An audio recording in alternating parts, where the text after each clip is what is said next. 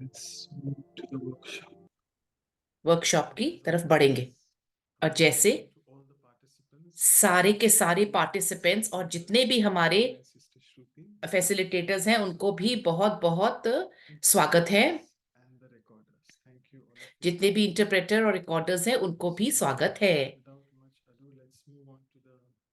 हम लोग आगे बढ़ेंगे। Workshop, as you can see, it's been a long journey, 86th this one. And go on to the icebreaker video. We have around 40 participants so far.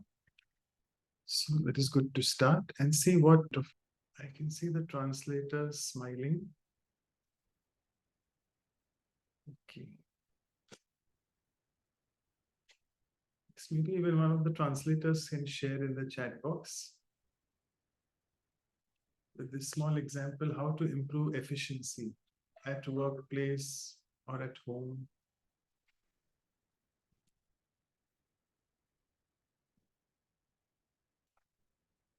I think the settings are you can unmute and speak, but the first icebreaker activity, we have 3 more minutes. We would want you all to write down in the chat box something. So Rehna sister is saying cooperation. Yes, so efficiency is enhanced with everyone's cooperation. Manisha is saying perseverance. Yes. Both of these values have been covered in the workshop so far.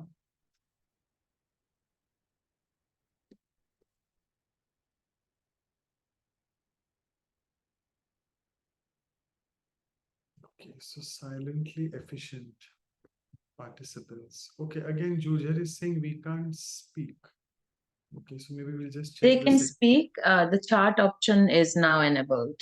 It was only to host and co-host, so that's where you were receiving. But now he is saying pay attention to contributing to a better result. And yeah, the person who was in the front seat as a driver, he didn't know what is really decreasing the efficiency of that. So you have to really be attentive to who are those SPs and what was written over there. Some destroyers and some supporters. So we need to be attentive. And Sister McKay is saying, let's be a team and make sure your team is productive. Catalin is saying have the ability to make a difference. Okay. And we have 1 more minute. Edna says patience and discernment. You need to have the ability to discern who in my company is making it more efficient. Right. So I think if that's it, we'll just move on to the next activity. Then over to Sister Anu. Thank you. Thank you all of you for sharing. And lastly, Jujar is saying, do things best compared to what others are doing best. Okay, thank you. Over to you. Thanks. Thank you so much, Brother Manoj, and such beautiful sharing. It uplifts our spirits, isn't it? Efficiency is connected with cooperation and doing our best. Beautiful. As we continue in our journey,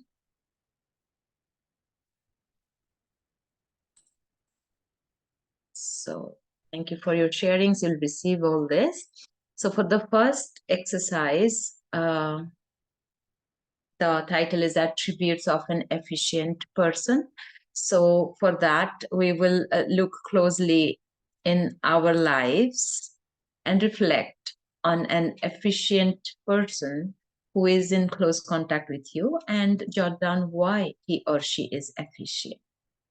So reflect on a person around you who you feel is efficient, and why is he efficient? Why you think that person is efficient? So what are the attributes of efficiency? So let's try to catch that what are the attributes that they show, so that we can say they are efficient. So let's take a minute to reflect on, write it down if you have a notebook and pen, and then let's share after a minute. Again, due to technical, I'm not sure if I can play music today. Silence. In silence, let's reflect.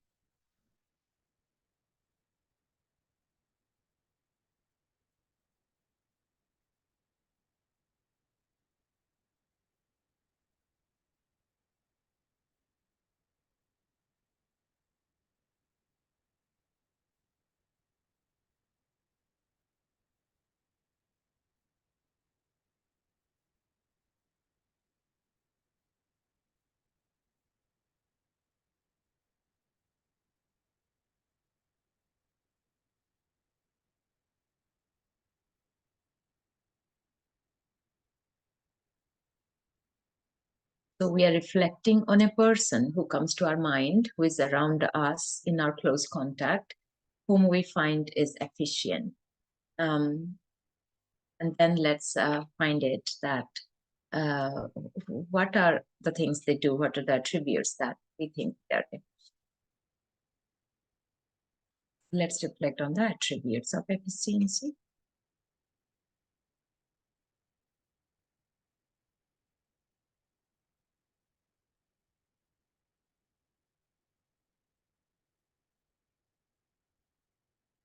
Yeah, I see a lot of sharings on the chat. So we would request you to unmute and speak and share if you can. Whoever like to share. I see the Swati says, think best, do best. That are the attributes of efficiency. If everybody can think best, do best, and contribute, that is efficiency.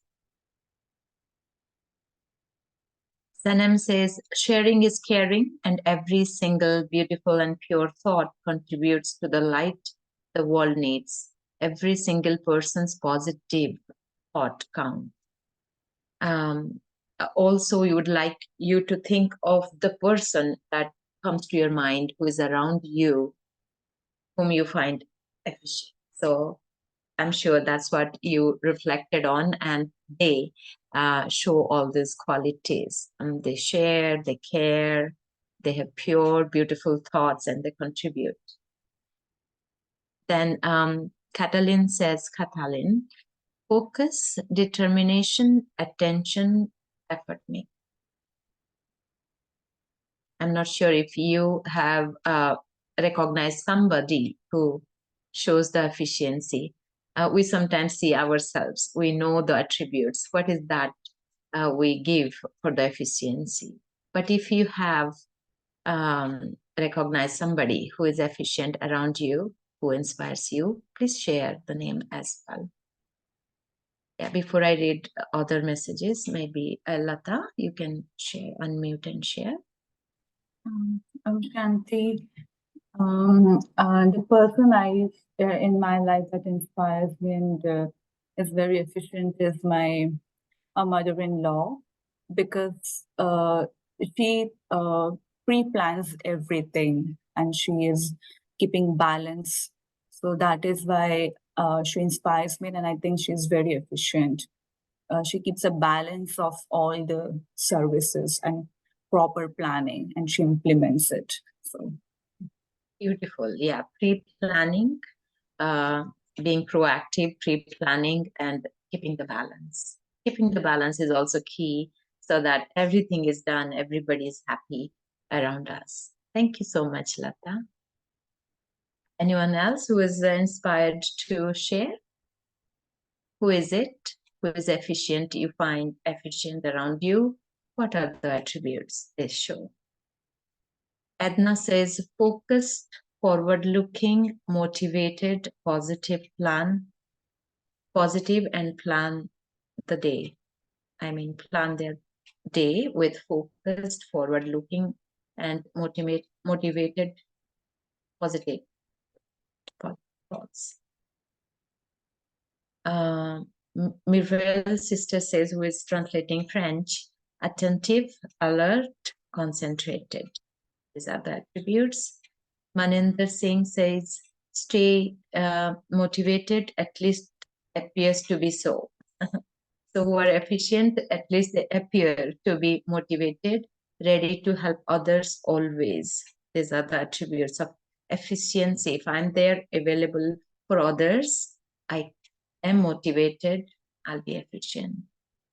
Again, Muriel sister says, elevated thoughts are the attributes. Lara says in Portuguese, I'm sure we'll get that from Brother Manuel. Anyone would like to share who you find is efficient around you and why? What are the attributes they show? Raksha says clarity of goals and the required action, able to see bigger picture, delegation when required. That's efficiency, not that I will do everything. I have to let go sometimes. Sometimes we are too protective of how I want to do it. So delegation makes us efficient. Again, cooperation, teamwork. That's what I'm seeing from this message. So Raksha says clarity of goals. Gulermina says permanent. Okay. That's in different language, I think Spanish. So Golden says efficiency. Efficient person makes life easy. You feel easy around the people who are efficient. I know I'm going on reading. Anybody who'd like to unmute and share? It would be good to hear your voice, hear your point from you. Okay, so in the meantime, let me read. Anil brother says, our lead hand at work, he is knowledgeable and helpful. Yeah, the lead who at the work who is knowledgeable and helpful, who shows that he knows what is that he's doing and he can help everybody. Again, Maninder Singh says, always have time, not only to work, but to learn new things as well. That's an attribute of an efficient person. Yujir Singh says, somebody who is highly critical in thinking and analyzing things accurately. Again, Lara says, don't leave until tomorrow. What you can do now, discipline, focus, and truth. Truth is an attribute of being efficient as well. Golden says efficient. Again, yeah, an efficient person makes it easy. Is there somebody who'd like to share? Yes, Sanem, go ahead, please. Yes, and if I would tell all the names I have, all the people I have seen and while churning in London, in Cambridge, and online, Canada, with all of you in the world, in Madhuban, all those names, it would be a very long list I would not want to bother you with now, including those who tell stories. And the stories from the Murli, they are so important. They tell us so many things and what we need to know, and to name also, yeah, those who tell us stories. Thank you. Tell us stories. They're impactful. That stays with us. That helps us to implement in life. They are efficient. They make us efficient. Thank you, Sanam. Sister Manisha, who is translating Hindi, says efficient person will save time. He or he would be tireless, have cleanliness and less waste, like my mother. So her mother is the person she sees as efficient. Again, the Gwil Harmina that Manuel brother has translated says, permanent interconnection and updating that process is updating that progress is my progress. So keeping the connection, keeping an eye on the progress that's happening, everyone's progress is my progress. That's how I understand. Raksha says, place the common goal above personal goal. That is a very beautiful attribute of being efficient. Lara says again in other language. So that are few of the sharings, and I think we got really beautiful points. I think we have 1 more minute if somebody likes to share before we see the whole compilation of your sharings. Okay, so if not, let's move on. Deepak Bhai, if you can show what I have noted down. So the attributes of an efficient person: think best, do best, focused, forward-looking, motivated, positively plan your day. Again, stay motivated, focus, determination, attention, effort making, sharing. By sharing, they care, caring and sharing. Beautiful, pure thoughts, positive thoughts, attentive, alert, concentrated, always staying in connection in regards to the work, the progress, and updating the progress, always ready to help others, placing the common goal above personal goal. Again, elevated thoughts. So efficient person will have elevated thoughts or pure positive thoughts. That's coming again and again. Clarity of goals and the required action that is needed, able to see the bigger picture, delegation when required. A few people that people mentioned as mother-in-law, who pre-plans everything and then executes and keeps the balance of all that is needed to do. Efficient people save time, they're tireless, they have cleanliness and less waste, and that makes them efficient. So the example was mother. Always have time, not only to work, but to learn new things. That's another attribute of efficiency.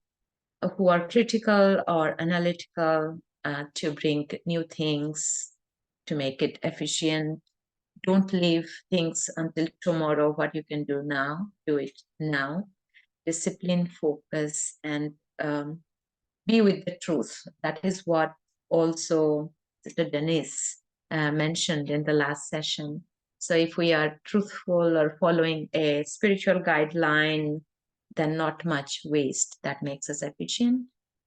And an efficient person makes life easy. Yeah, thank you so much. Let's move on to the next to deepen the value of efficiency. So over to you, Manoj. Okay, thank you so much all for your sharings, and let's go further.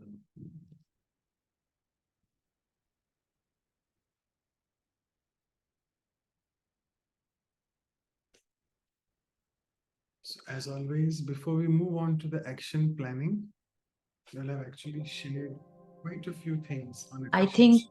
I'll request to stop the music because it was not clear at the beginning. Okay.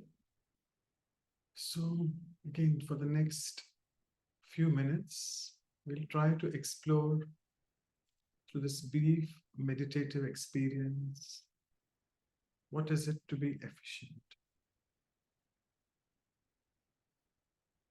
So again, take a deep breath and relax.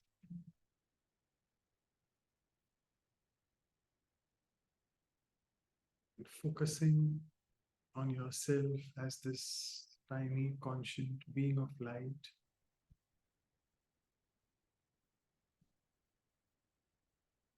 Let's focus on this first thought. That I, the soul, am so efficiently placed in the body, right where it is supposed to be.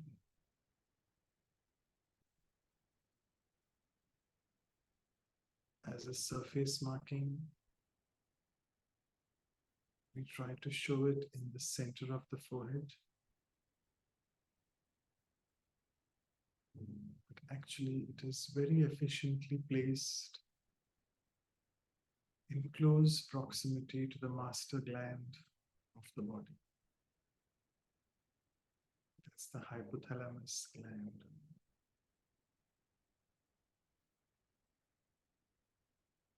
Because it is so efficiently placed to the master gland, it can really make the body work so efficiently. And try to just feel this inner machinery of the body. We take the breath in and out so easily, but very efficiently.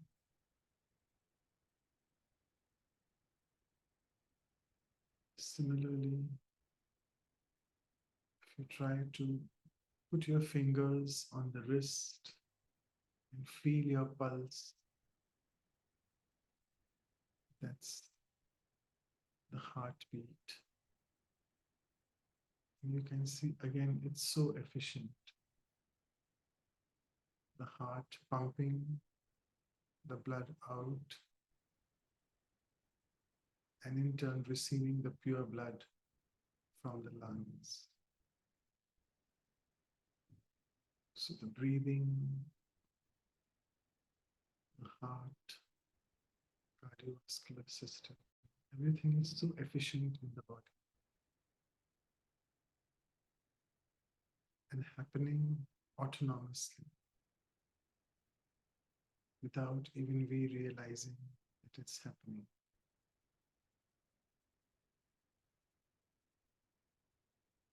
And our bodies are the most efficient machinery we have.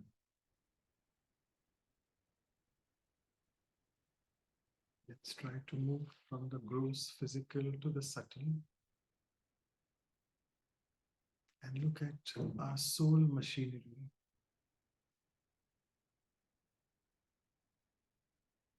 As in Raj Yoga, we know the soul comprises of the mind, the intellect,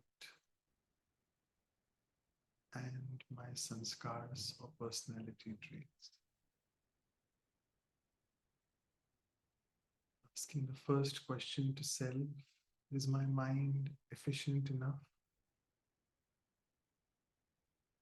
just to create pure, positive, purposeful, powerful thoughts?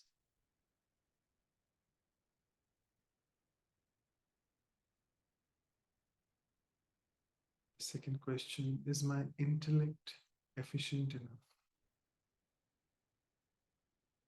to discern and decide, to make the right decisions at the right point of time?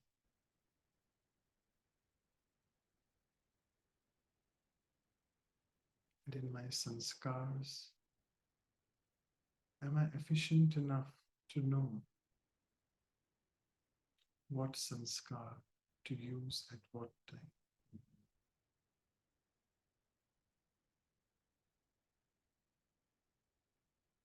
So this is, in short, what comprises my spiritual efficiency.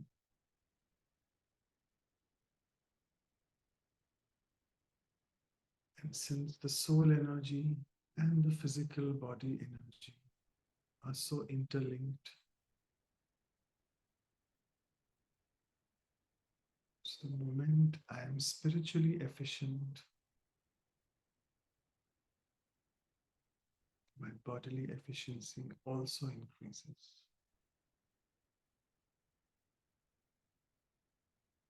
And with this prelude to the next activity of action planning, let me, with this empowering, spiritually efficient meditation, which we have done, what can I do best to enhance my efficiency at home or workplace? So with this, we move on to the next activity. Let's stop sharing the screen and over to Sister Shruti. Thank you. Thank you, Manoj Bhai.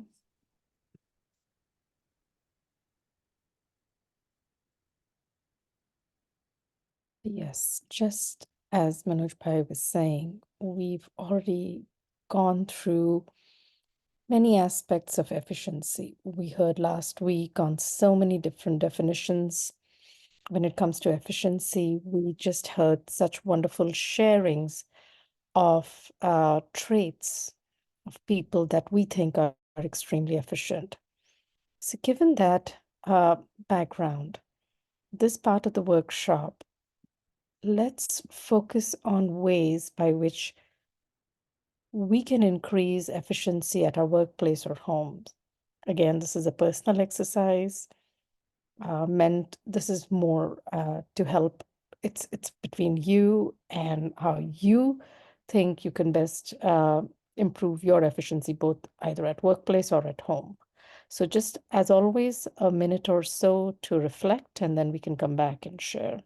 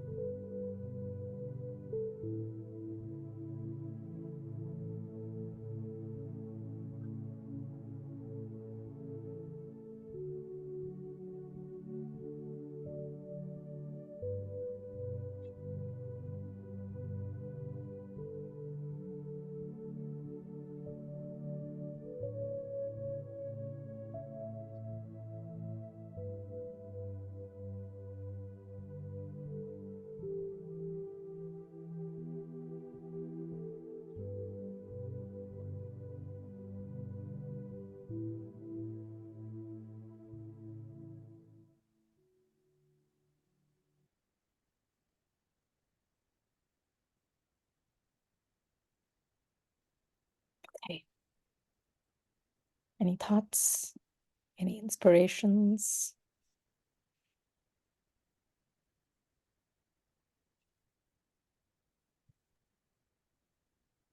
Would anybody like to get us started?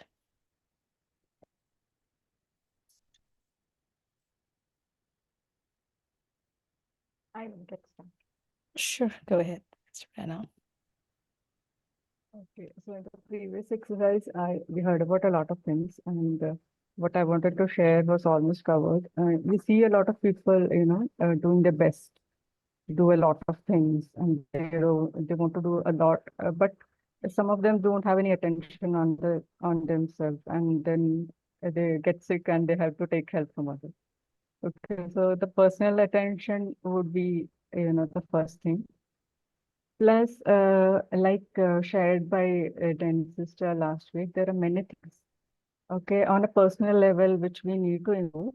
And that will help us enhance the interpersonal and the work efficiency. So as little children, we knew very well that people are meant to be loved. And it's the situation that we need to deal with. So there is a situation, the child will just cry it off and then go back to loving people. But as we grew older, we lost that art. Okay, we forgot that. And so much that God had to descend and teach us that, okay, people are meant to be loved and you have to tolerate situation. But there are still people who are like, okay, I have to deal with people. And thank God I had just two people to deal with then. Now I have so many and all these things. So that is one thing. And every single Murli, okay, every single Murli from start, day one till, till the date it was given, it was given to make us efficient as a person without saying it. God doesn't come and say, okay, child, let me make you efficient. Okay, so then somebody comes and tells in WhatsApp that there is no Murli on efficiency. Okay, efficiency comes when we catch the intention behind that words and not check out the words, the exact words. Okay, because it is the intention or the bhav of the Supreme, which is called the Param Bhav. So if we are able to catch the Param Bhav of the Supreme and then work accordingly, then automatically we'll become very efficient. Okay. Even in Bhagavad Gita, it is said, Param bhavam ajananto mama bhuta maheshwaram, that without knowing my param bhav, people make a lot of mistakes. So our ability to catch what is the intention behind each word, as said in the Murli, that will make us efficient. That's what I believe. Thank you. Very nice. So 3 points, and each of them is very deep. So I hope you got that, brother. It's paying attention, understanding the meaning behind, and Murlis are spiritual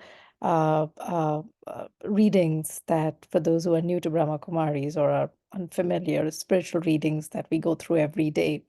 Every Brahma Kumari student goes through that. And the third thing about loving people and tolerating situations rather than the other way around. Very nice. Edna, I see your hand is raised. Would you like to go ahead? Okay, for me, I think efficiency basically comes from having clear goals. Like you need to have clarity in what you're doing. And because if you don't have that clarity, then you're just going in circles and you don't know what you're trying to get at, whether it's at personal level or professional level. And when we talk about efficiency, it doesn't mean that you have to do everything in one go. As humans, we always try to get everything in one go and burn ourselves. Probably once you know what you want and you have the clarity, you can break it down into bits and pieces and then work your way. And definitely having a plan, and the most important thing is the execution of that plan. Yes. Very nice. So goal, plan, execution, and breaking it up so we don't burn out. Very nice. Anybody else? See, there are a lot of chat messages, but if anybody would like to unmute. Yeah, Lata, please go ahead. I'm Shanti. Mine is very much similar to what Francisco said, that putting everything in a worthwhile manner, like time, thoughts, money, body, mind, wealth, like Baba says in Murli, just putting everything in a worthwhile manner will be towards like being more efficient, using our resources in an efficient manner. For instance, if I take 5 moments a day before and plan my day, that okay, tomorrow these are the things that I would like to do, or I'm starting my day in a very efficient manner with the knowledge. So like if I have planned properly, then I will be very efficient throughout my day. So putting all our resources in the worthwhile manner, so that will be resulting into more efficiency. Very nice. So 2 aspects. One is putting all our resources, and second thing, very tactical planning. And it could be as simple as planning in the morning for the rest of the day and how to use those resources. Very nice. Anybody else?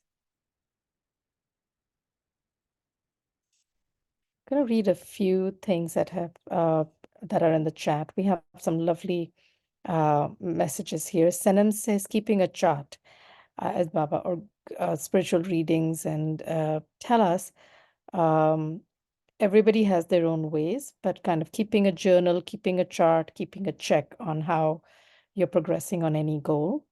Lata says, efficient is by creating no waste thoughts. Dr. Manoj says, by practicing self-introspection and self-realization helps enhance our efficiency. Raksha says, awareness of resources available at hand, like our knowledge, time, people in our team, skills, and tools are all our resources. Discerning the best way to apply and use these resources to achieve the goals. So we can save time, energy, less waste and conflict, and make the best of what we have. Very good. Sangeeta says, efficiency also comes when we love what we are doing. Very nice. Marlisa says, Baba, or the divine tells us to be sensible in every thought and action, and this can bring efficiency. Very nice. Couple of more translations over there, brother. I think that looks like Portuguese, if you could help us there. Oh, and Gulden says, efficiency looks like the sun that illuminates our way. So if we want to get others' help, we need to be honest and clear. Very nice. Anybody else?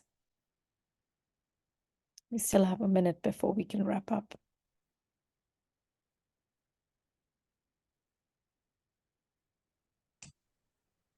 Yes, Catalin, do you want to say something?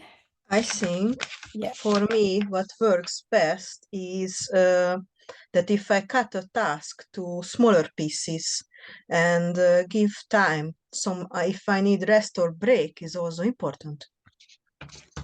Very nice. Rest and break is also as important as anything else. Very nice. Thank you. And breaking down the huge task into smaller bits. Anyone else? We do have translation for what Lara said. Meditate, visualizing based on what my life would be like, based on efficiency, benefits, and well-being. Hence, make the decision to be more efficient, more organized, disciplined, focused, and have the courage to perform in a calm and peaceful way without perfectionism. That's beautiful. Any last words? Would anybody like to still share? Bindu says 1 minute break, which is like a traffic control, a break for your mind every hour. That helps her being efficient. Very nice. Okay, I think then at this point, Deepabai, if you want to just quickly share your screen with everybody's comments and their thoughts. We've had an absolutely fantastic discussion. Okay, some great points here. And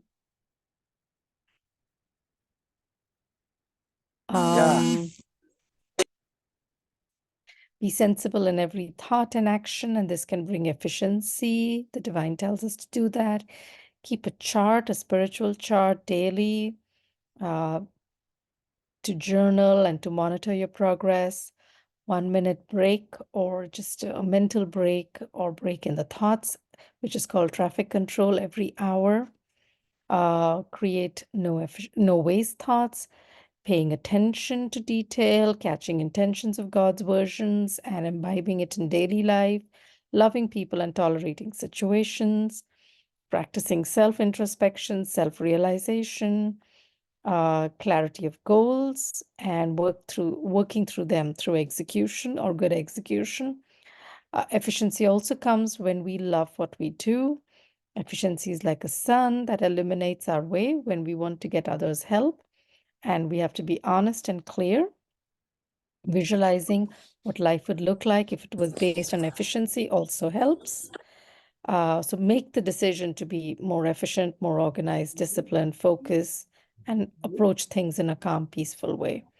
Awareness of the resources at hand, discerning the best way to apply and to use these resources to achieve the goals. That way we can save energy, time, less waste, conflict, and best of what we have.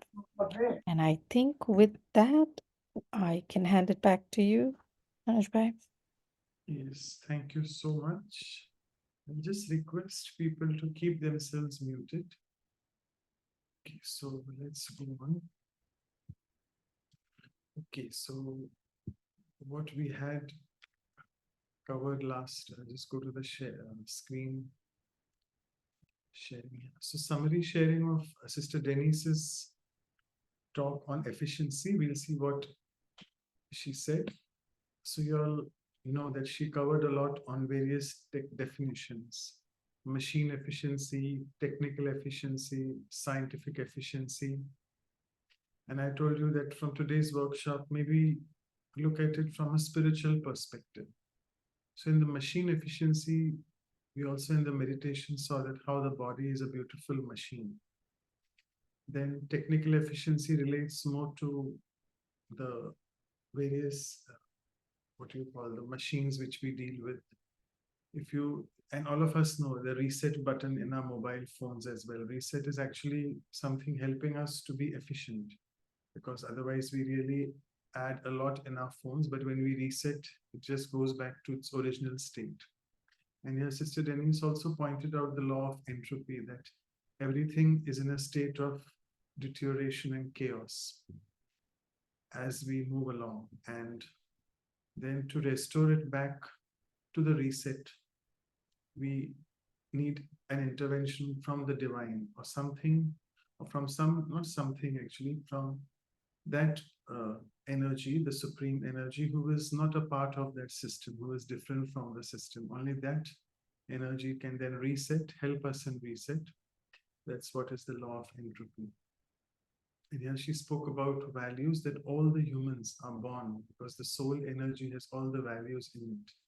So we start with full 100% as the mobile charges as well to 100%, and then it's gradually goes down. So she got about two viewpoints of life. The scientific viewpoint is that once you are dead, it is the end. Whereas the spiritual viewpoint is actually, there is nothing called death, because time is not linear, time is cyclic. And the moment we say death, it's basically a process of the soul leaving the body. And the soul reincarnates, takes another body. And this keeps happening. According to Raj Yoga meditation, there are these 84 births which we go through. And at the end of the time cycle, again, we have to go back. The reset button has to be pressed. And the Supreme Being helps us to do that. We reset ourselves by connecting to Him. That's what she had to share. The spiritual machinery indeed is all about karma.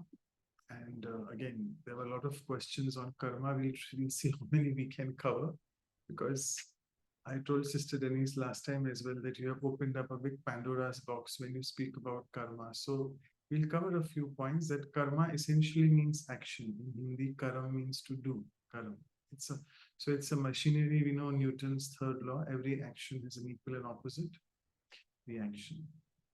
And the soul energy, we try to meditate on that, the point of light that we are.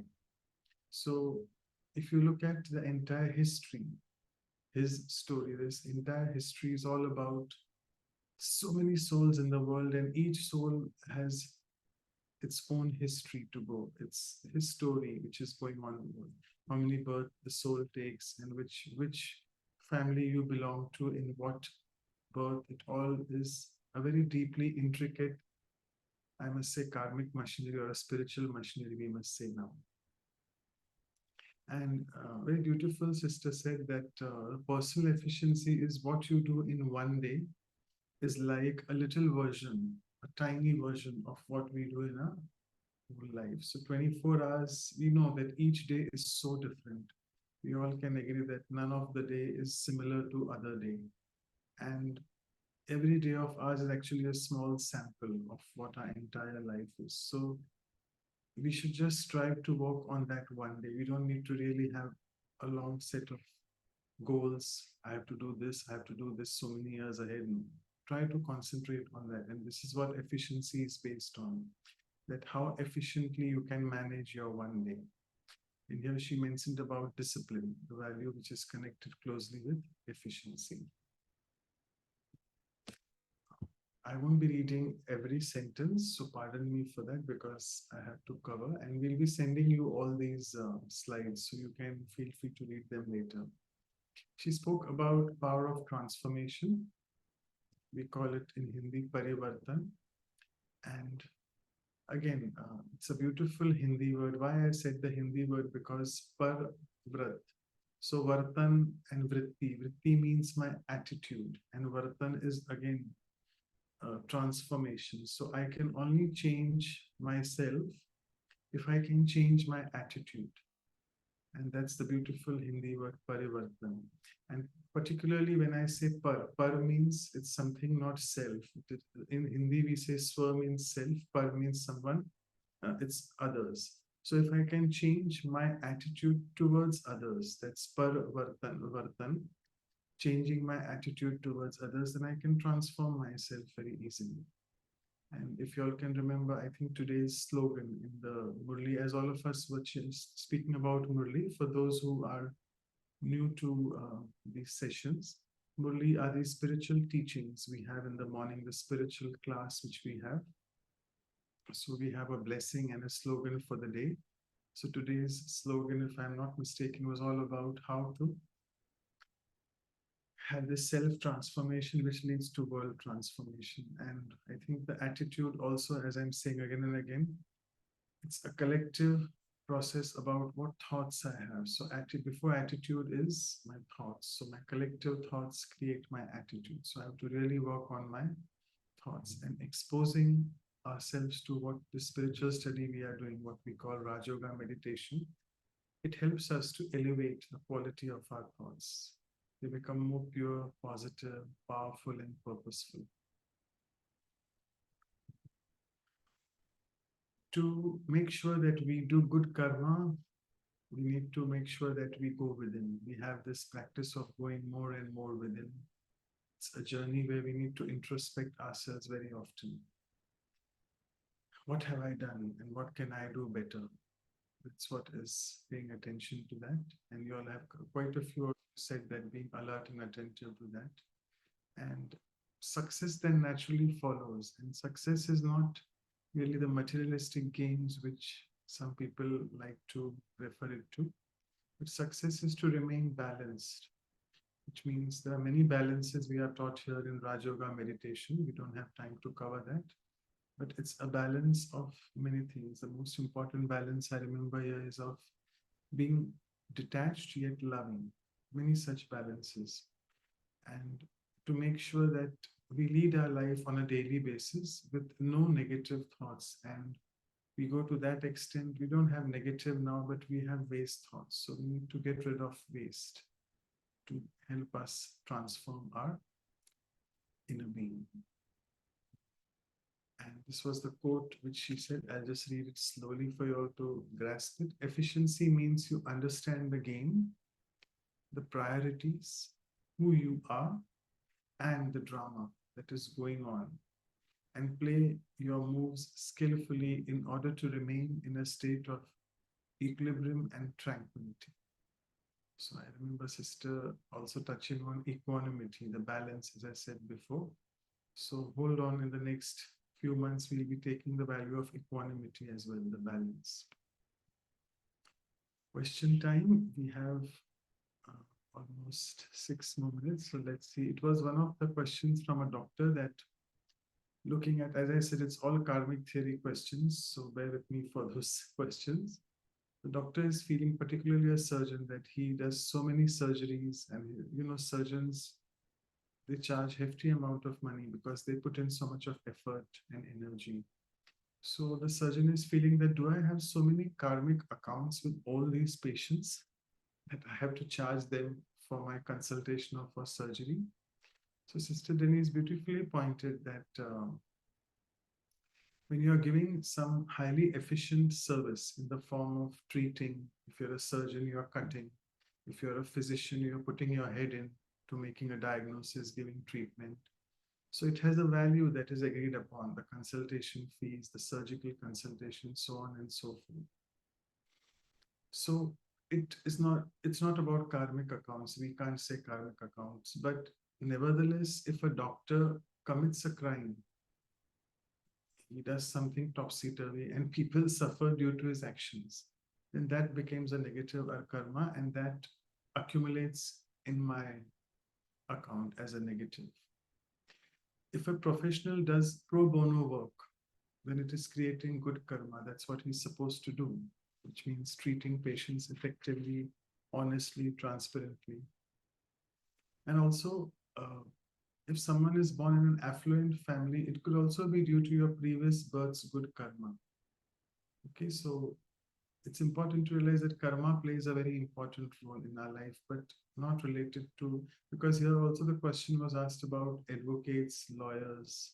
So again, I don't want to comment on anyone's profession, but the field of advocates is thought to be full of lies and all sorts of things. So that can accumulate bad karma as well, and you can have a lot of negative karmic accounts. Okay, if a patient is doing doctor shopping, which means going on from one door to other door, knocking the doctor's doors, does it mean that the patient has a karmic account with that surgeon he chooses to get operation from? So again, she said no, that she gave us a simple example that if you want to buy a house, obviously you will look at a few options. So same thing, the patient is trying to hunt out for options. And in this field of medicine, going for a second or a third opinion is very common. People take hundreds of opinions actually. So taking opinions is not really that because you're having a karmic account, you're going to get surgery. Each one would want the best for him or her. In relationships, when things go wrong or there's an argument, are we settling or creating new accounts? And particularly here it was about in India, this relationship is very famous for having negative karmic accounts. It's about the mother-in-law and a daughter-in-law relationship. So I think Sister explained in detail that this mother-in-law and daughter-in-law, this relationship has been abused a lot. And in the Indian constitution, there are many laws which support women's rights.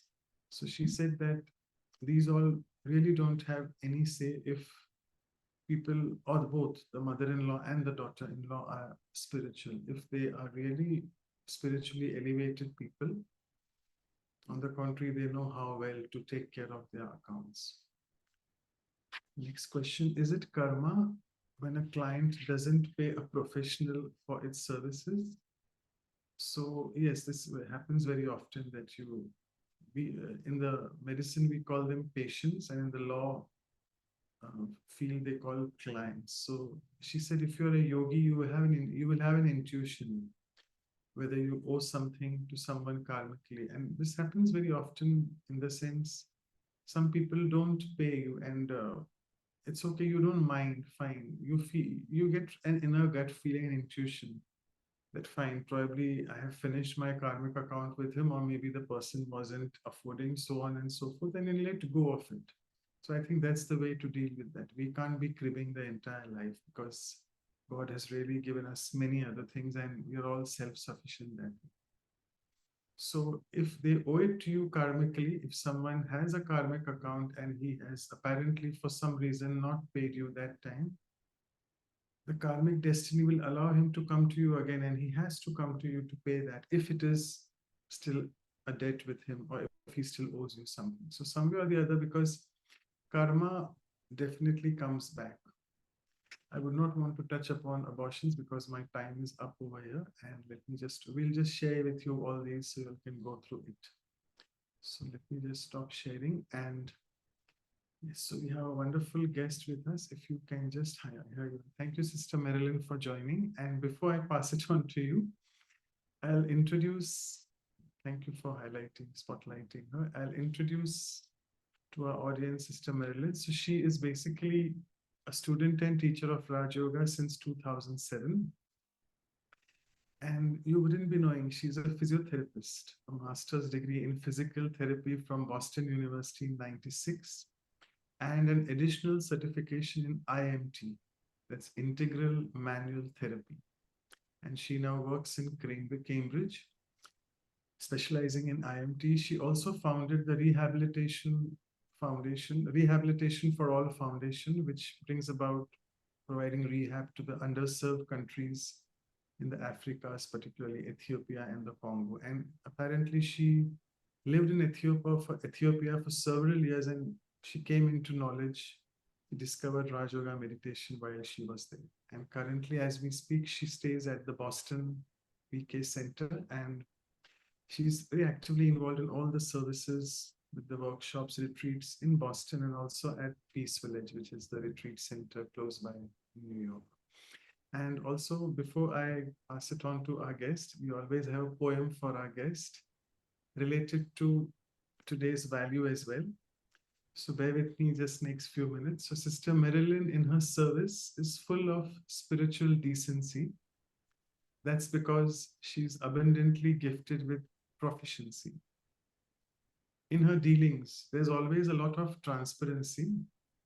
And indeed, there's no scope at all for any complacency. Her working style is filled with utmost efficiency. That's because in her behavior, there's no deficiency. living in the confluence age as a regency, where there's absolutely no insufficiency. Her talks are full of power and coherency, which radiate and vibrate with a spiritual frequency. And finally, she indeed, in her effort, has a lot of consistency and asks all of us also to be the same and avoid leniency. So, so with this, all the CCs. So thank you so much for joining, and all yours. Thank you. Thank you so much, Manoj Bhai, for this lovely introduction and the opportunity to join your program and to spend time with you all today. I've heard so much about this values program you all are doing, and I've actually never joined. So I was so happily sitting today watching how in-depth you are going into the values and making it so practical and personal, and inviting each of us to understand more deeply where we sit with these and how much of this have I imbibed in my life, because we know that the soul is what holds the values, what holds these qualities within it, but not always are we able to express all of them equally, right? In our initial pure form, that sort of beginning stage that Sister Denise was talking about, right? That we learn about in Raj Yoga, we're full of all of them, and each of these beautiful values is expressed equally. But as we go through time and as we become entrenched in body consciousness and the things of the world and different more negative attributes, then we lose contact with some of these things. So it's interesting to go back and look at them and to see that this is what, the 86th value. I mean, how big the soul has to be in the power to hold all these within it. And now is our opportunity to really go into the depth of this beautiful quality and see how can I use it accurately in my life, and how can I use it to create change for myself. And so I wanted to just start by saying, if anyone has questions along the way, wants to make a comment, I'm very open. I like discussion. So please feel free to indicate in the chat, raise your hand. Maybe Dr. Manoj, you can indicate to me if somebody has a question if I don't notice. You're welcome to ask or share. But I wanted to start just with a little bit of my own story, because actually efficiency is not something I thought about particularly much, as far as the qualities and the virtues go. Some virtues we spend a lot of time with, love, or even discipline, or honesty and integrity, or flexibility, whatever it might be. We maybe spend time with them, we understand them more deeply, we try to practice those in our life.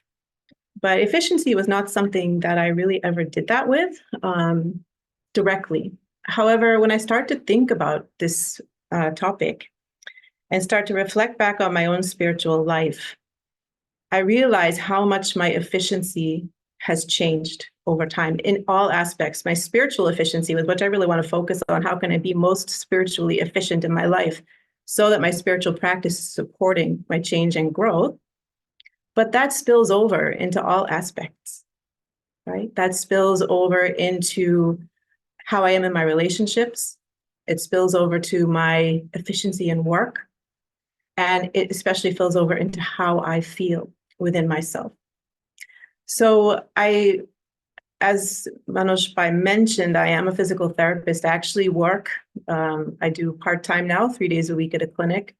And I also live in the center in Boston, which comes with its own busyness and responsibility.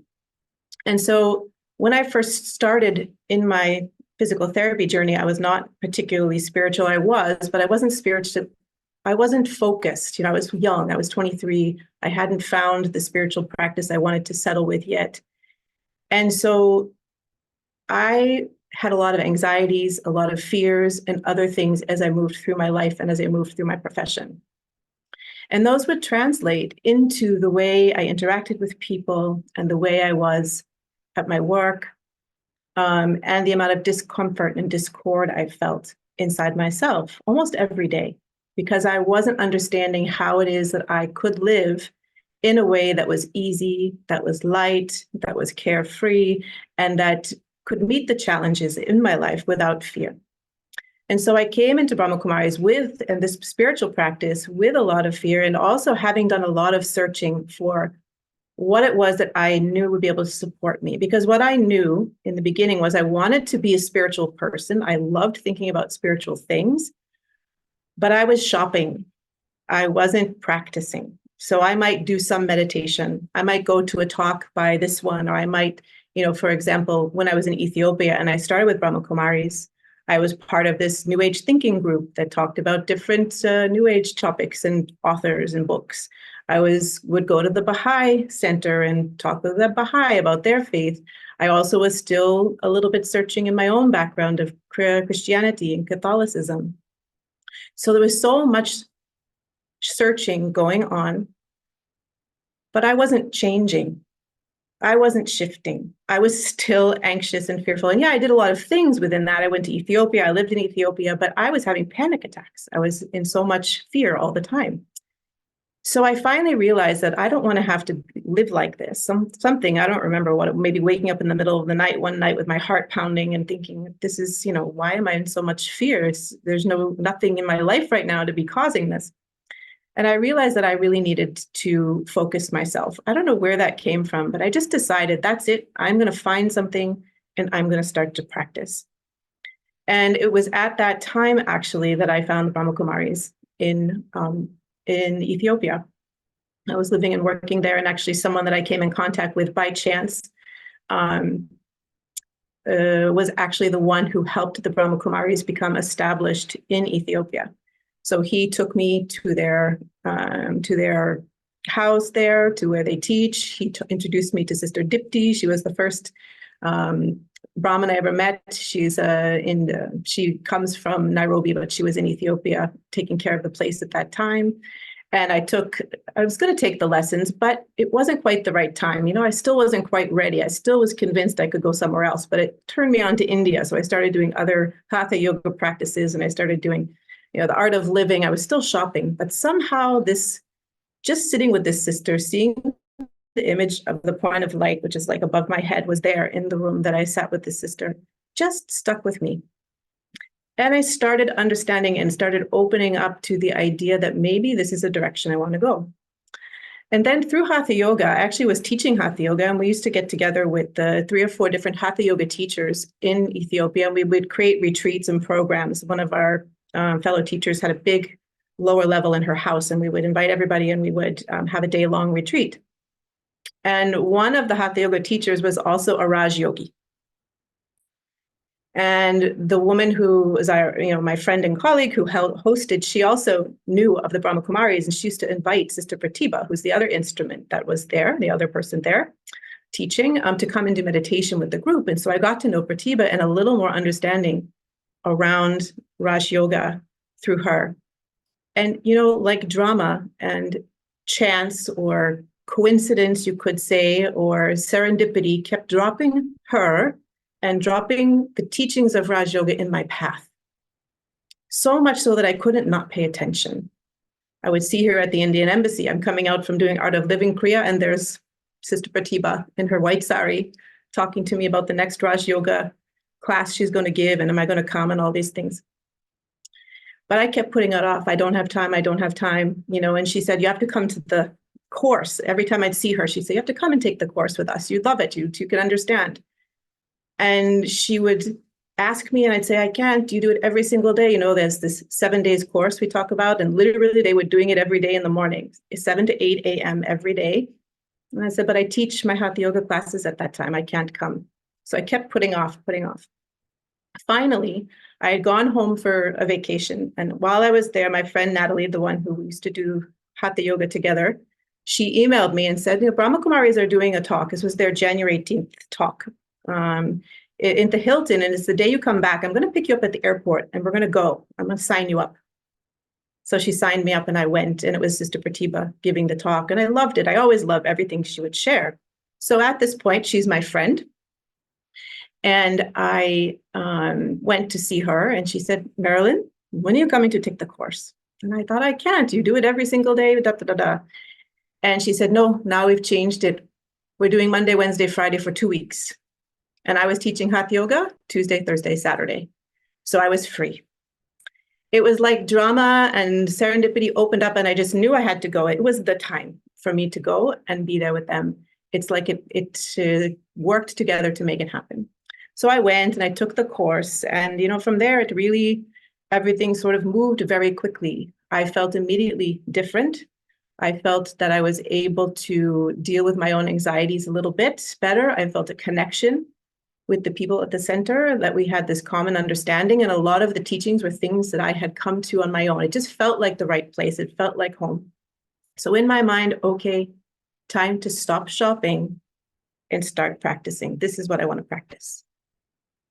And that is the first step in me becoming more efficient in my spiritual journey. When I started applying one direction.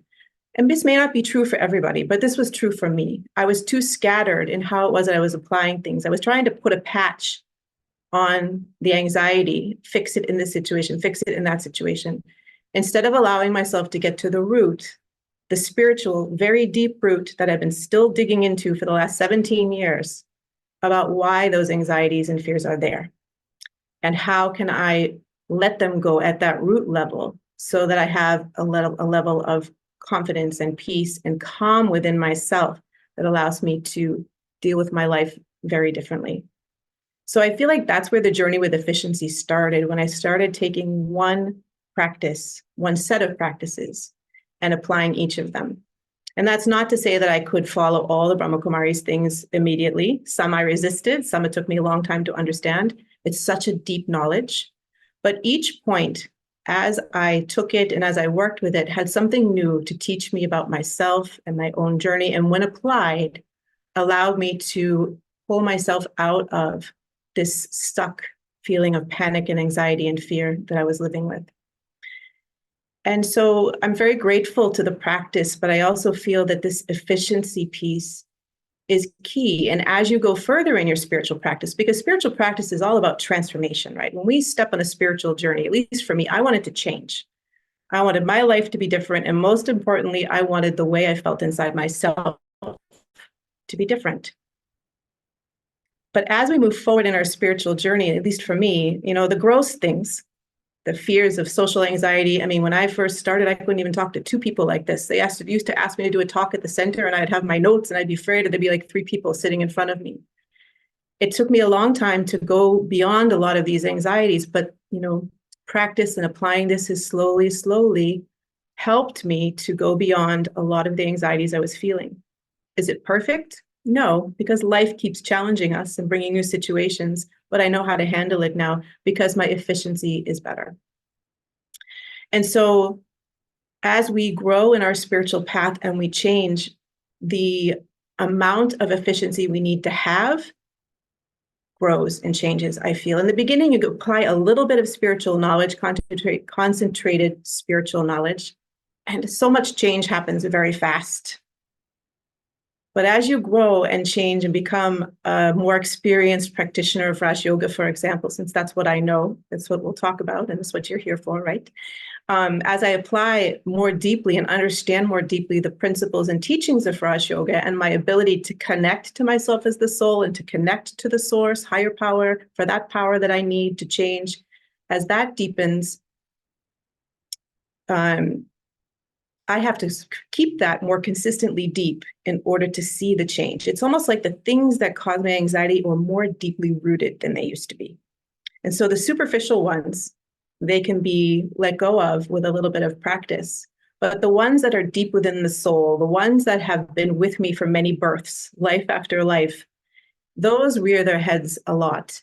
And the more efficiently I can apply my spiritual practice to changing and shifting these types of challenges within myself and within my life, the more I'm going to be able to stay happy and the more I'm going to be able to stay moving forward. But I feel like over time, as we grow, our level of efficiency needs to change. We can't do the old little bit here, a little bit there practice anymore. We have to go deeper. So they can think of this as an invitation for each of you, no matter where you are in your spiritual practice, to know that if I increase the efficiency with which I practice my spirituality and apply it in the right way, I can see change. And to invite you to say, let me just see if I can step it up a notch. Let me see if I can go just a little more deeply into myself. Let me see if I can just shift these old habit patterns, these old negative thought patterns, these old behaviors that don't serve me and don't serve those around me anymore. Let me see if I can systematically apply what I know, learn the new things I need to learn, master the new spiritual skills I need to master in order to be able to shift and change these things. Because this is the call of the time right now. And it's our possibility to use this efficiency to really make great transformation. So that's a bit about my story and how I came to be where I am. And I think we're all sitting in the same time in history. And I know Sister Denise had talked about this. For those of you who saw her talk, I watched it. So that was very lovely to see that. And she talked a lot about this drama cycle and how we are at this confluence, this sort of meeting of cycles. An old cycle is ending and a new cycle is starting, and the old is negative and dark and heavy, and the new is light and pure and peaceful. And we are in the process of going from that negative, dark place, being wrapped up in that, into a new awareness, a new world. And so that process of transformation requires some efforts on my part. And the more efficient those efforts are, the lighter and happier I'm going to be able to stay. And I'm going to be able to keep in what we call the ascending stage. I was just playing with that because this had come up in our morning class that Manoj was mentioning last couple of days, that when we are light and we're staying soul conscious and we're connected to the source, we are in what we call that ascending stage, where we're shedding all the darkness, letting go of the negativity, becoming our original pure selves again, ascending back. Whereas when we're not, when we're stuck in body consciousness, where we're in negativity or pain or suffering, we're descending, right? So when I'm in that ascending stage, I feel light, I feel happy. When I feel in that descending stage, some of those old feelings of anxiety or fear will come back.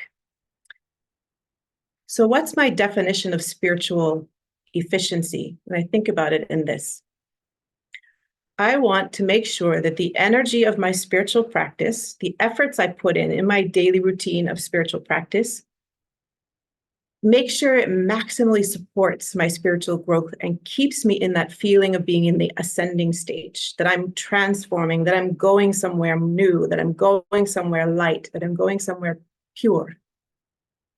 And the more that I stay in that flow, the more easily transformation will come, and the faster transformation will come, and the happier I will be. And the more that I let myself slip back into old ways, step out of that spiritual practice, let some negativity or laziness or carelessness or whatever it is that I deal with daily to come in, it's going to put me back on that feeling of being descending. Like I'm going backwards. Like, why am I stuck in this same situation again? Why am I stuck with the same feeling inside again? It's because I stepped out of the efficiency of my spiritual practice. I'm not applying myself in the way I need to in order to overcome whatever that obstacle might be in the moment. So I am being spiritually efficient when the way that I'm practicing my spiritual disciplines and understanding the spiritual knowledge and applying that is bringing transformation in my life.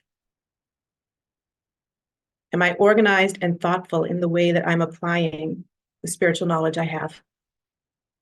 Am I eager to learn new things, to understand some spiritual principles more deeply, so that I can take myself to that next level of stability, of equanimity that we all will get when we are being spiritually efficient, right? The less ups and downs. So I should see change, and it should be palpable in me, in the way that I interact, in the way my thoughts are, the words I speak, the relationships and connections I have. All of these things, I should feel change. And we all know that feeling when you're trying to shift something and you really want to change, I don't know, a thought pattern in yourself or a behavior pattern or perhaps something within a relationship, and you just can't go beyond it. You feel stuck, right? Well, that's a signal. It's time for me to step back and take a look. Am I applying the spiritual principles that I have and that I live by appropriately and consistently to that particular thing that I'd like to change, right? It should be supportive. So there's two things, is that spiritual discipline I do in my life. So in Raja Yoga, we talk about knowledge and we talk about yoga, but we have another sort of, we actually call it a subject. It's like a college, we call it a subject of dharana, of application. So am I applying that third subject? I may be sitting in meditation 6 hours a day and going to my spiritual class in the morning. But if I'm not then taking all that power I think I've accumulated and all that understanding I've gained and applying it to daily life, to being in the world, to relationships, to serving, to whatever it is I need to do, then I'm not going to grow and I'm not fully maximally efficient. You know, Jayanti Didi, who's one of the administrative heads of the organization worldwide, she once said, nobody ever became pure and completely pure by sitting in a cave and meditating all day. We can have all the understanding and we can have all the yoga, but if we don't learn to apply it, we won't change.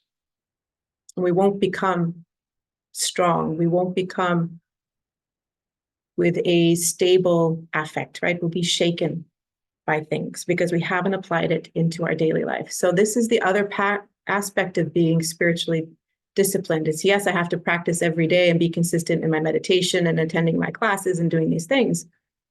But also, am I really taking it into the world and putting it to the test? Is what is said in them really true for me?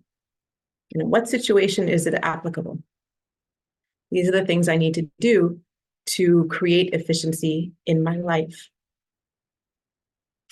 The other thing is that if I'm being spiritually efficient, then I won't have that feeling of stuck and tiredness. So we're going back to this, what's the definition and how do I know if I'm being spiritually efficient? I'll know because that stability is there. I'll know because I can go through my day and I won't feel the, oh, I'm so happy someone praised me. Oh, I'm so sad someone defamed me. Oh, I'm so happy someone praised me. Oh, I'm so angry someone did this. These up, down things that we get, it won't be there. I will feel stable no matter what's going on around me. And with that comes a happiness that you can't get from relying on things of the world, right? It's the happiness of being free. And that spiritual efficiency and practice and applying it moment by moment in my life makes me free. Free from the things that cause suffering in the soul. Free from the things that cause suffering in the heart. Right? So my happiness and my contentment increase.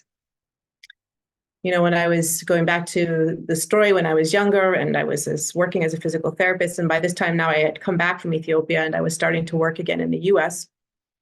And I was working in a clinic. It actually ends up being the same clinic I still work in now. I've been in and out a few times, but I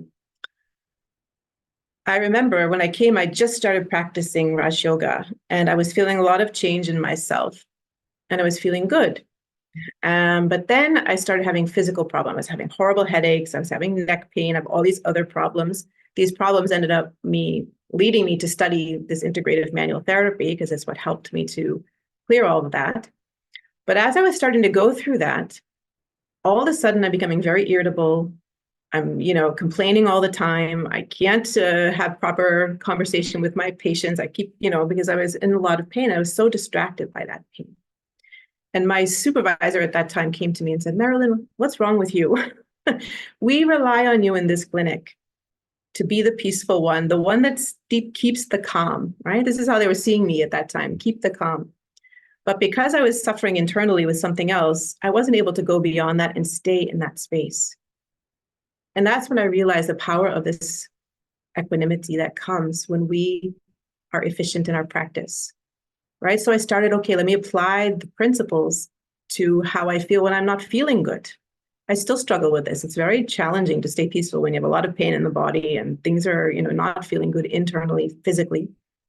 But we can learn to go beyond it. We can learn to do what we need to do and hold on to our sense of peace and that equilibrium, even when things are going challenged inside. So that's how we know sort of our efficiency is improving, because what we've applied is working and we're able to sustain. So if we fast forward a few years, I'm sitting in for a review with one of my colleagues, and their first comment was, "You are the most peaceful person I've ever met. All I want to do is sit next to you so I can feel the peace." This was the comment, not "you're a great physical therapist," or "you've helped this many people," or "you have this expertise." It was, "Your manner is so peaceful.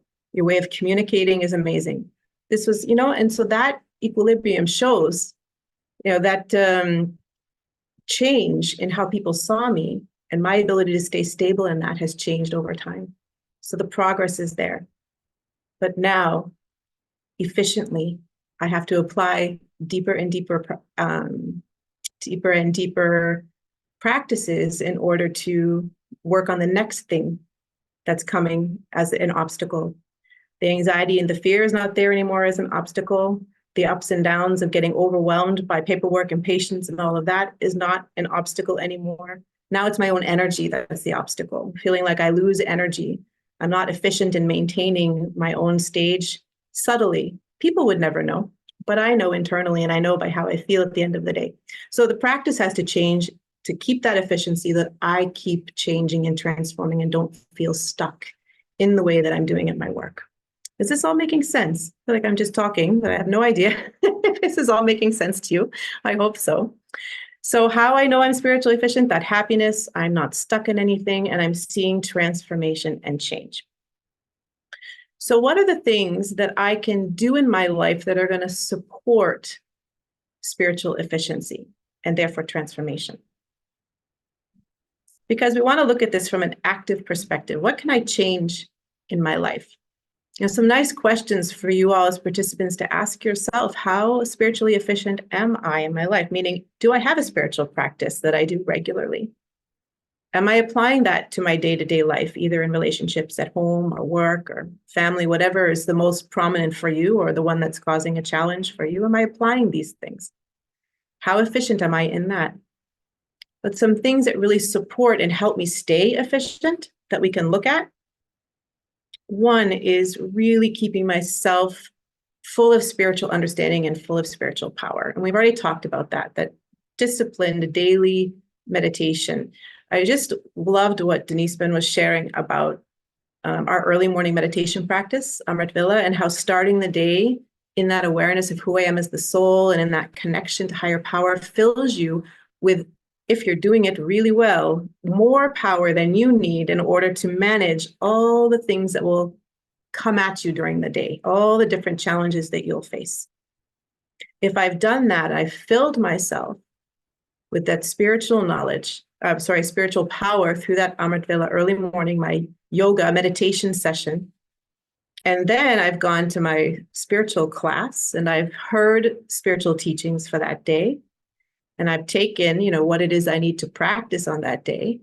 And I take those things with me into the world. I'm full. I feel empowered. I feel ready. And I can use that to help myself meet each challenge that comes. So I've kept myself full, and I need to do this every day. It's not something that I can do sometimes. I need to do every single day. So that's one thing that is really a key. Keeping yourself full of that understanding and power. And also, we were talking about how this connection with the source, the supreme, and this external source of energy that shifts the entropy. So, when I'm in a state of disarray, or I'm in fear, or I'm overwhelmed, or something's going on, I'm depleted, and I need energy in order to shift that. And when I'm in that state, I can't always give myself that energy, but I can connect to higher power. I can connect to source, and I can use that energy to help shift me out of that fear-based. So this understanding that not only do we have ourselves as spiritual beings who originally were pure and full of all these virtues and all this power, but also we have this beautiful connection to the higher power that only comes at this time in the cycle that we can use to help keep us full and help pull us out when we can't manage that for ourselves. It's a really, really important connection to make. And with that, I've filled myself with that spiritual power. And now, am I taking that with me and learning to maintain the spiritual awareness during the day? Someone said it in the session, in the Q&A and I was sharing before about paying attention. I have to learn to pay attention. What am I paying attention to? Right? Not just mindfulness, not just being present in the moment and being with, and that is important. We need to be mindful and present. But I'm also paying attention in each moment to myself as a soul. That I'm a being playing a role, that I'm a yogi first, I'm a meditator first, I'm a spiritual being first, and then I'm the physical therapist, then I'm the doctor, whatever my role might be, any role, doesn't matter, mother, friend, child, anything. Before that, who am I? I am that being of peace. I am an eternal soul. I am a child of the Supreme. When I hold this awareness with me and keep this awareness throughout the day, it shifts the way I see everything. And it helps me remember who I am. And it helps me come from that place so that I'm coming into this drama, into whatever scene's unfolding me with this higher awareness. And so then I've got space. I'm a little detached. I can relax. I can respond to things rather than reacting to things, because I'm not really fully 100% in my role. I'm aware that I am the soul playing the role. So holding that awareness, and beyond that, knowing I'm not alone in that play, I'm not alone in that scene. The connection to the source is always there with me too. So when I'm aware of that and hold that, it's going to shift and change everything for me in how it is that I approach my day. So learning to maintain that spiritual awareness and all the things that we mentioned, and as someone mentioned, traffic control and all these things, we have to do these things throughout the day because we get pulled. The scenes of drama in a work day or in a day at home with the kids or whatever yours might be, they're very engrossing and they will pull you right out of your spiritual awareness and right into role consciousness. And with that role consciousness comes the anxiety, comes the fear, comes the suffering. Right? So the more that I can do things like taking that traffic control. Now I work in a busy clinic. I can't take traffic control at work. I can't have music playing. I'm sitting at my desk. I am at a computer, but it's in the middle of a gym with a lot of people. So I can't really do that. So instead, my traffic control is every time I sit to put my hands on somebody, because I do a lot of manual therapy. That's my specialty. I remember who I am and I remember who the one I'm working with is. I am a soul playing the role of the therapist. This soul has come to me for help with the karma of the body, help with the suffering of the body, whatever it might be. And my role is to provide whatever help I can for them. And I just hold that awareness and remember that as I start my manual therapy treatment for them. And that just keeps me connected throughout the day. And I have other little things that I do to remind me and keep me connected. And these are the things I've really been working on, because somewhere along the line, I let them go a little bit and I was feeling very influenced by the energy at work. It's very frenetic. There's a lot of people in suffering. There's people everywhere. So you have to really be mindful. And anyone who works in a clinic or in a busy open setting like that knows to not get influenced by that. So these little practices of staying aware and anything I can do to help myself stay aware are going to be important part of this efficiency, meaning it's going to allow my spiritual practice to actually support me and to help me change as quickly as possible and as easily as possible, right? So the third thing I was thinking about was checking and changing. This is something we talk about in Raj Yoga a lot. Did you check and change?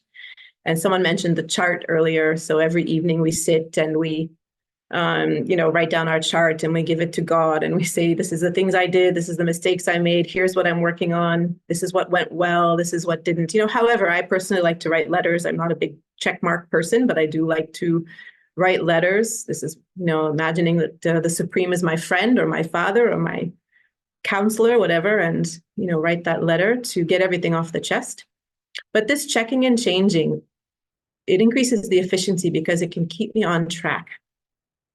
Right. And if I'm just, yes, I want to be more calm and more stable in my energy at work. That's the goal.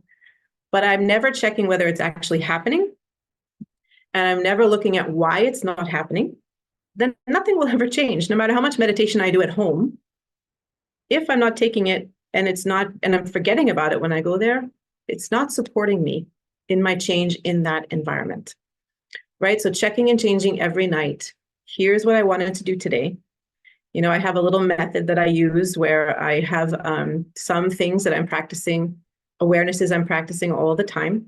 when I meet each patient. And then the thing I added after coming back from India this past year was making sure I'm eating lunch, no matter what, in remembrance and in silence.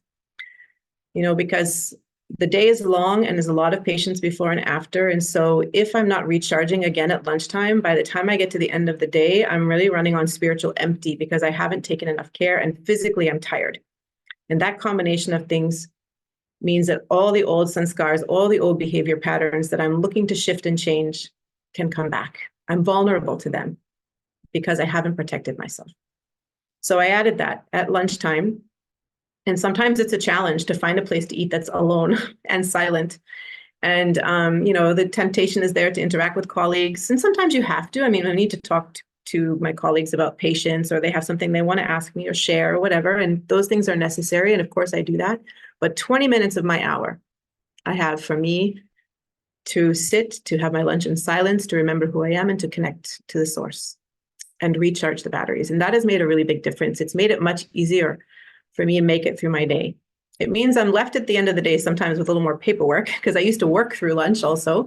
So it's not allowing me to do as much. But I do find that when I'm more spiritually connected and I'm efficiently using the practice during the day, that all the things that need to get done physically on my list, somehow it's taken care of. It's a bit like magic. And I don't have to think about it so much. I don't have to worry about it. Oh, it's this many, the pile of 17 notes from the day before is so piled on my head, and then I'm forgetting, and then I'm supposed to go back to the center because I have to give a talk, and I'm so tired, and I have this all over my head and all that. All those things, when I am accurately applying my spiritual knowledge, they're not there. I may leave with a number of notes undone and this phone call not returned and this number of emails not done. But when I leave, they're gone, and I'm not worried. Because I know that if I stay soul conscious and I stay connected to the source, that my life would not give me anything that I couldn't handle, and it would never not get done. There will be a time. I will find time. Drama of life will open up. A cancellation will happen or something will happen, and I will have more space and it will be finished. That kind of faith builds with our spiritual efficiency. The more efficient I am at practicing and keeping myself consistent in what I'm doing, the more I see the fruits of that, and then it becomes easier and easier to apply. So this check and change is actually really, really key and a great way to work on something that you really feel you're stuck on. So that's another piece of efficiency. Am I applying this? And so can you each think, as a result of this talk on efficiency, is there something in my life that I want to change, that I want to be better at? I want to not lose my energy around, or I not want to respond in anger in this situation, or I don't want to get impatient with this person, or I want to be stronger in this situation, whatever it might be for you. Can you take some way of applying what you learn and put it to that situation and keep a chart, keep a checklist? How am I doing? Every night, meditate, give that to your higher self, check in with Supreme Soul, whatever you believe in that's higher than you, check in with that to your guide in life, and see how when you apply focused attention in an efficient way, things change. Right? And the beauty of this life is that it's a path and it's a journey. And we are these, we hear this saying all the time, we are spiritual beings on a human journey, right, in this world. And if we go back to this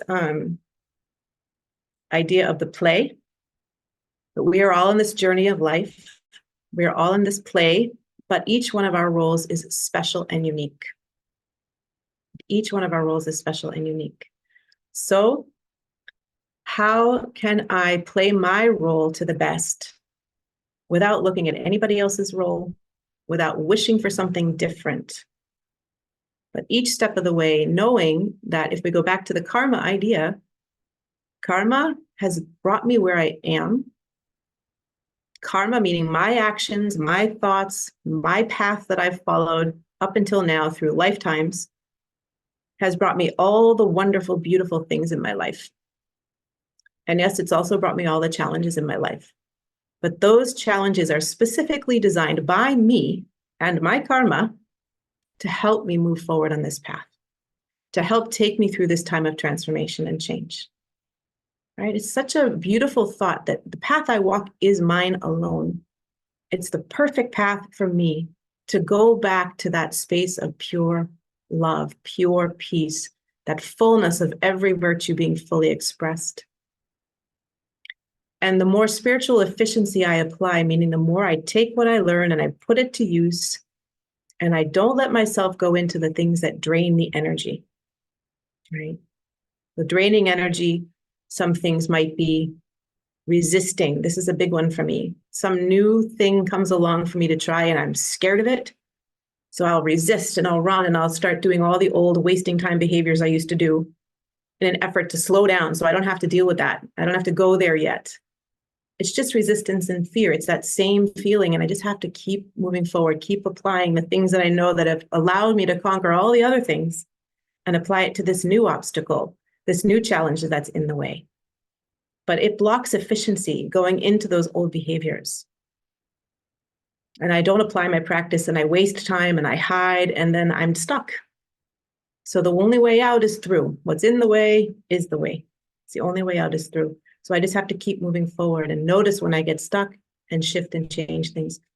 The other thing is that I find myself too not doing sometimes is sharing the struggle with people. We are on the spiritual journey together. Even though I walk my own path and each one is walking their own path, we're part of a family of people who are on this spiritual journey together. Some are further along the journey than I am, and some are further back than I am. Even though their journey is, separate from mine, we have different areas. And I can talk. I can ask for assistance. I can ask for help. Sometimes just sharing the struggle is enough to get you out of that resistance with somebody that you trust, with someone who you feel is walking the path, very efficiently and very honestly and very openly, a senior teacher perhaps, anyone that you know that you can share. For me, that's always a struggle. I'm not a big sharer. I just tend to keep things inside until I figure it out or explode one or the other. And it's not a spiritual practice, right? So really, I've had to learn, let me talk. Let me share the struggle. Let me ask for help and different insight when I need it. Good company takes us across and bad company drowns. And drowns us. I can be in the best company. My life is full of wonderful spiritual friends. And I have so much assistance and support around me.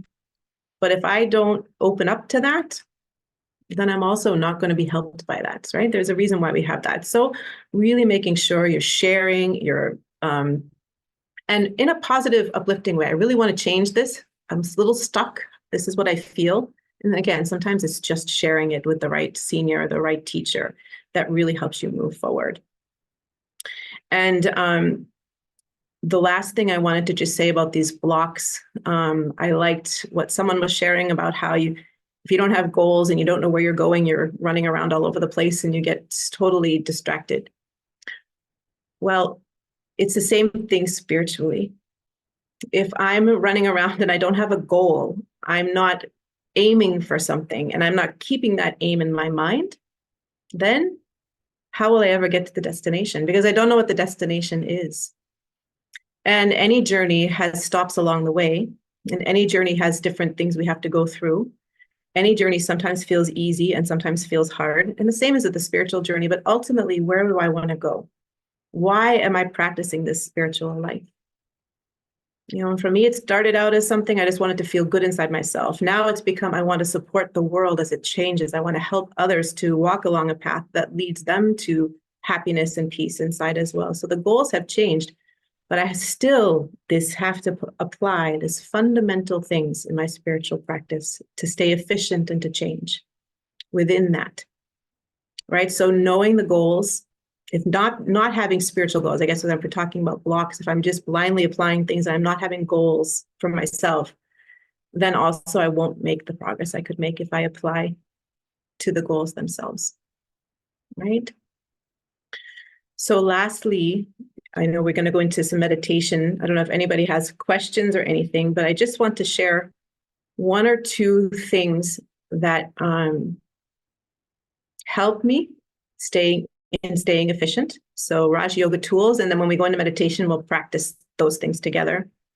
So the first thing is this soul consciousness. right? Being soul conscious. And I talked about this a little bit with the idea of staying aware. But how deeply have I experienced myself to be a soul, to be beyond the body, to be beyond the roles I play, to be beyond the confines of the relationships I have, or the body I'm in, or the cultural background that I was born into, or the norms that society puts on me?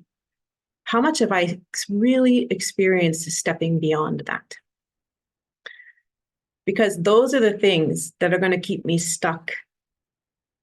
Those are the things that are going to pull me back into old behaviors, because they're surrounded by things like ego and attachment and anger, and to protect myself, and all these other tools that we used to use before we started practicing spirituality. And if I'm not staying in that soul conscious awareness all the time, then I will start to revert back to those things. And the first sign might be tiredness. And this is, again, why I'm using this as my own practice at work now. You know,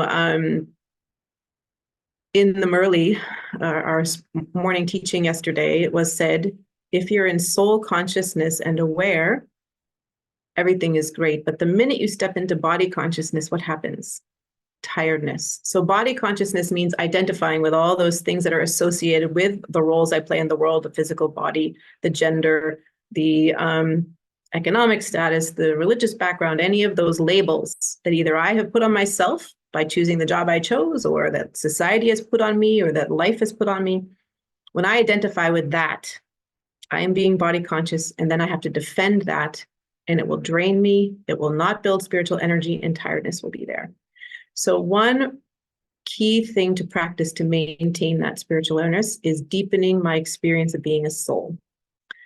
And doing that sitting, of course, we have to have our seated practice early in the morning, connecting. And of course, from that point of being the soul, understanding who I'm taking power from. That as the soul, I don't have to transform myself. I have to take everything I'm learning and practice. But the real transformation happens when I consider myself to be a soul and I connect to the Supreme Soul, to the source. The one being that is outside all of this drama, the one being that's not in a role in the world, draining the energy from being in a physical place, right? The one soul that remains pure, full, and peaceful, that Supreme Being. I don't have to transform myself. I have to remember that one. I have to connect to that one. I have to fill myself with the power from that one. And then I'm able to conquer because I have the power I need. And transformation becomes easy. It's no longer a battle. Right? So if every morning I can just practice this and take that feeling of I am an empowered soul with me into the world, then I can watch how, if I stay in that consciousness, that I'm not responding to people in the same way. That is our only task. Is in each situation to be soul conscious and stay connected to the Supreme. And the more I practice that, and the more I bring that with me, the more efficiently that spiritual power can make change and transform me. And I know that I will transform and become so calm and stable and tranquil, and a real symbol for peace for the people around me, and a real support for the people around me and for the world. As things break down and get harder in the world, I can maintain my lightness and be that real support, so that I'm inside myself feeling light and offering that light to the world. So thank you all so much. And I hope that was what you're looking for. And anyway, I enjoyed sharing, and I'm happy to do some meditation if you want, or I don't know what's next. Yes, thank you so much. Yeah, so we have one question which came up half an hour ago. It was on this last thing what you mentioned. It's on the power of transformation. So I'll just read out the question that Sister Sanim is saying that we mix up transformation with suppression. How to make sure to efficiently just acknowledging specific patterns and not getting drawn into the storms and shocks of life at that very moment. I think you covered this actually, that check and change, and it happens. We have to keep ourselves on the alert all the time and to keep doing it. So she's saying to not mix up transformation with suppression. She feels we are seeing it. So how to differentiate between it? Yeah, that's a really good question, because The feeling can be that in order for me to maintain my stage, I have to remove myself from that situation. But if that's true, if I feel that in order for me to stay peaceful, I have to remove myself from the situation, I have to separate myself, then it's not real spiritual power I'm using. And I'm not sure I'm really getting the question. So if it's not answering you, let me know. But what I feel is that real spiritual power comes when I can be in the situation, but not affected by it. So, we're talking our spiritual classes about seeing but not seeing and hearing but not hearing. I need to be in the situation, meaning I'm playing my role in the drama. I can't step out of the room because my patient's in pain and I'm, feeling bad for them and I have to run away so I can cry or something. No, I can't do that. I have to be with them. It's just giving a silly example, but I have to be in that situation. But if I can stay in my connection to myself and my connection to the source while in that situation strongly enough, it creates like a protection around me. It's like a canopy, because my energy is so pure and peaceful that whenever something negative comes in towards me, something challenging comes in towards me, it's transformed and I don't experience it to be that way. And there's stages, in the beginning when I first started practicing, I might find that my reactions take longer or I don't go as deeply into the sorrow or the anger or whatever it was. But as I keep practicing and as I keep staying in that connection and applying this idea of being soul conscious and aware of connection to the unlimited source of peace, I will find that I can consciously stay peaceful, even in the midst of lack of peace. But it's absolutely a moment-to-moment moment-to-moment practice, and especially as we come into harder situations. I just remember, I always have a hard time if someone passes away and I have to go to a funeral and there's a lot of sorrow. I would instantly crying with them, feeling so much empathy. I think it's common among healthcare professionals. So there's so much empathy for people that we can't help but feel their pain. But the last time I went, I was able to stay in my connection. I'm here to serve. I'm a peaceful soul. I have the power of peace with me. I have the supreme source of peace with me. And my job is to spread those vibrations of peace to each and every soul in suffering. And when I held on to that, no sorrow touched me at all. In fact, I felt so calm and I felt so like I was serving, like I was an instrument for the source at that time. It was a very beautiful feeling, and I've never had that before, but it's the spiritual practice of being present in the sorrow, part of that, but not taking it, but creating my own aura of energy around me, my own inner state that's so strong that it can't be influenced and ends up transforming the state of others. So it's a very powerful practice. Yeah. It's wonderful. So our time is coming close, and I'll just request Sister. Thank you so much, first of all, Sister Merrylin, for all your thoughts and sharings. And I'll request Anu to please propose the vote of thanks. Thank you, Brother Manoj. Thank you, Sister Merrylin. Actually, Sister Claudia, our center coordinator from Vancouver Center, usually is here with us.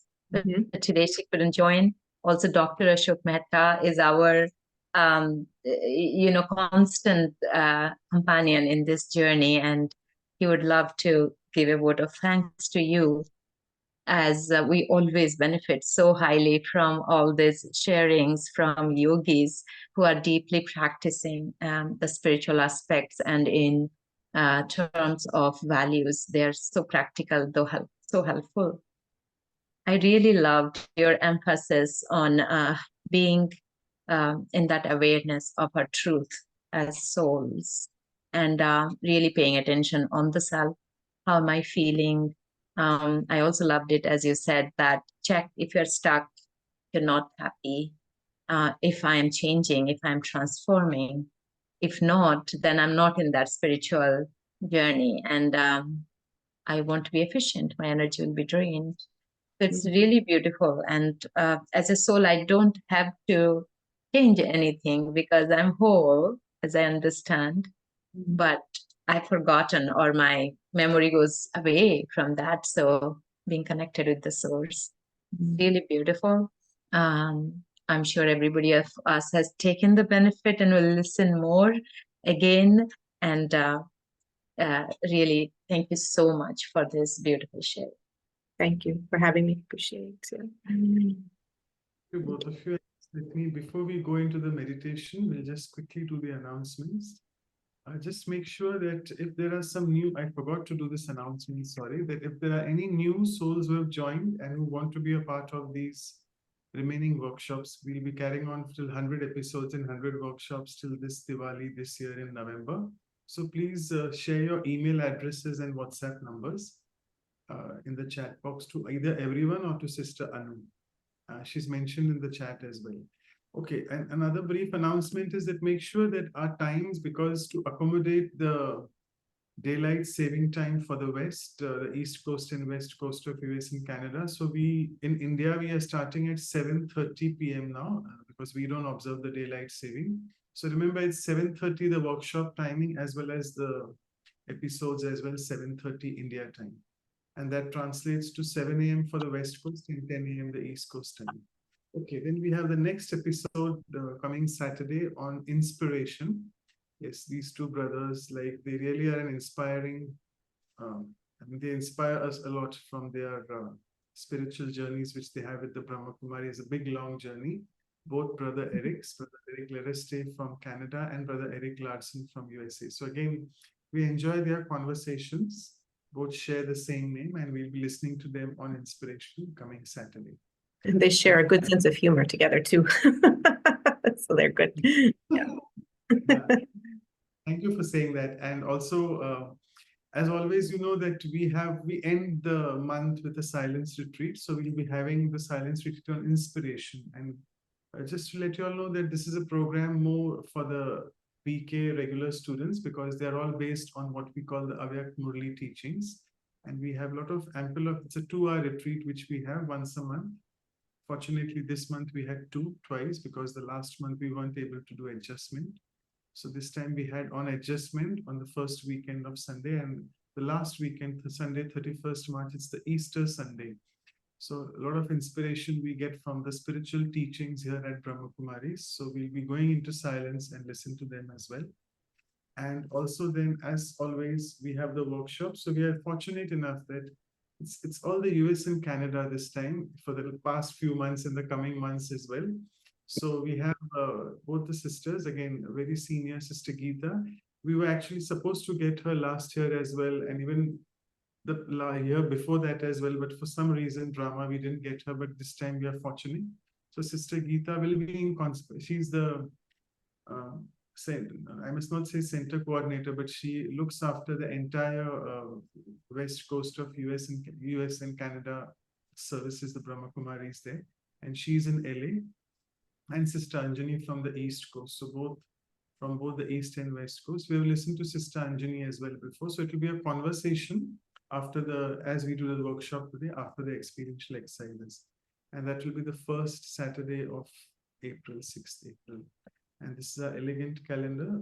Thank you, Sister Posha, for designing. So we'll be sending you all these review materials as well.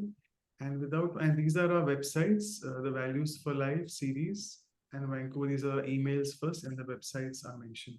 And all these are recorded. Feel free to visit them on omshanti.live workshops. And the playlist for the episodes is playlist/English. I'll just stop sharing. And before we move on to the meditation, it's good that all of you want to have a photograph online. So Sister Anu can quickly do that. If you all want to open your video cameras so that we go in silence after the meditation is over. So we have a virtual picture with you, Sister Merrylin. Oh, okay. Right. We all loved it. So everyone, please open your video and we'll make this moment memorable. Lovely. Sister Merrylin. Yeah. Anyone still planning to open, please open your video. Got it. Thank you. So without much ado, we'll just go into the meditation. And over to you, Sister. Yeah. How long should I go? Just 5 minutes, or we are late? So yeah. This is okay. 5 minutes. Okay. Perfect. So actually, if you can keep your video open for meditation, it's lovely to see the faces and to see the soul in each one of you. You can share that soul conscious vision with each other.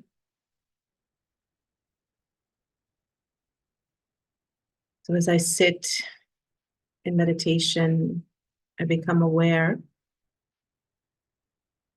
that I, the soul, am beyond this body. The body has roles and responsibilities, and I, the soul, play that through this costume. My roles are unique. The costume I wear is unique.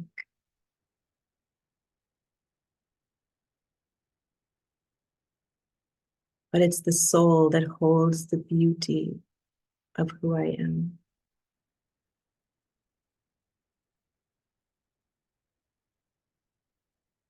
In this moment in time, I am on a spiritual journey, learning to be who I really am.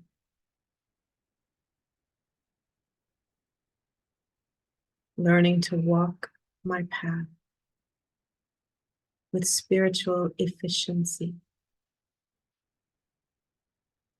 with determination and consistency to become all that I can be. I, the soul,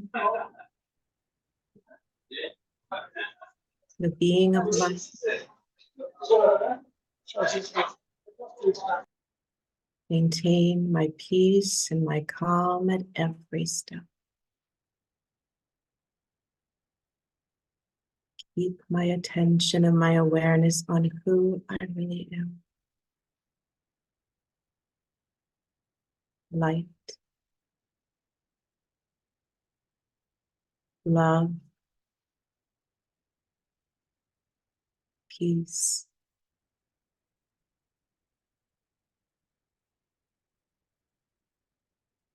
This awareness allows me to be content in each moment, to feel stable and strong,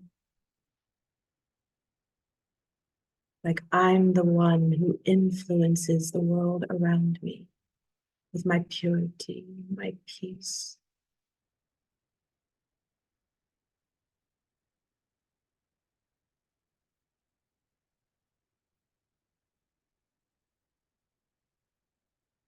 Uninfluenced by the challenges around me, I am able to be free. Light, connected to myself, connected to Source.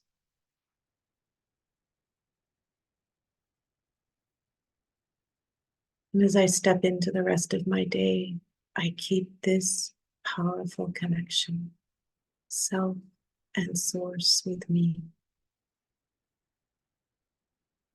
Applying that soul conscious vision to everything I do.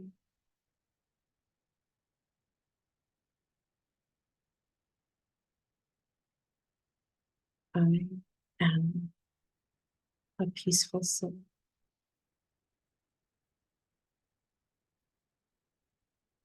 Light.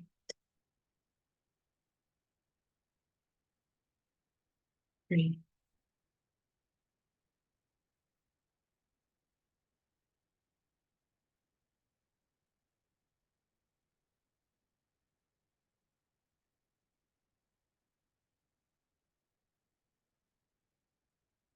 Shanti.